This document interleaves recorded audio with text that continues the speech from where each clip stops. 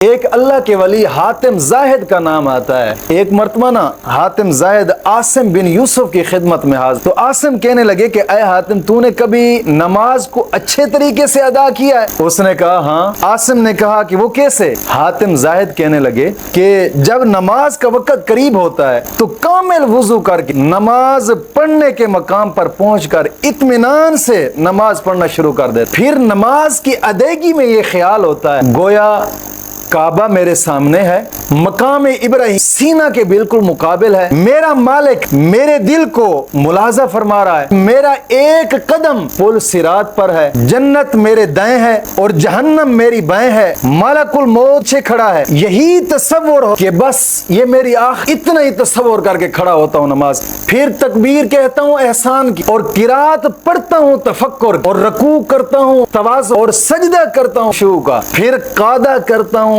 इत्माम का, और तशहुद पढ़ता हूँ रजा का, फिर एक सलाम फेरता हूँ सुन्नत पर और दूसरा सलाम इखलास पर, फिर क़ियाम करता हूँ खौफ और रजा के दरमियान, फिर सब्र पर पाबंद हूँ। आसिम ने कहा ऐ हातिम, तुम ऐसे नमाज अदा? कहते हैं कि मैं ऐसे ही अदा करता हूँ नमाज, एक बार बल्कि 30 साल कामिल हो गए इसी तरीके से नमाज अदा करता हूँ। तो आसिम रो पड़े, कहते हैं कि यार हाय अफसोस, मैं भी ऐसी नमाज कभी अदा कर सकूंगा? अल्लाह के वली के बताने का मकसद यह था कि मोमिन जब नमाज पढ़े तो इस तरीके से नमाज पढ़े, और फिर इस तरीके से नमाज पढ़ने का अंदाज भी क्या। बुजुर्ग फरमाते हैं कि जो नमाज पढ़ने में जल्दी करता है उसके रिज्क में तंगी आती है।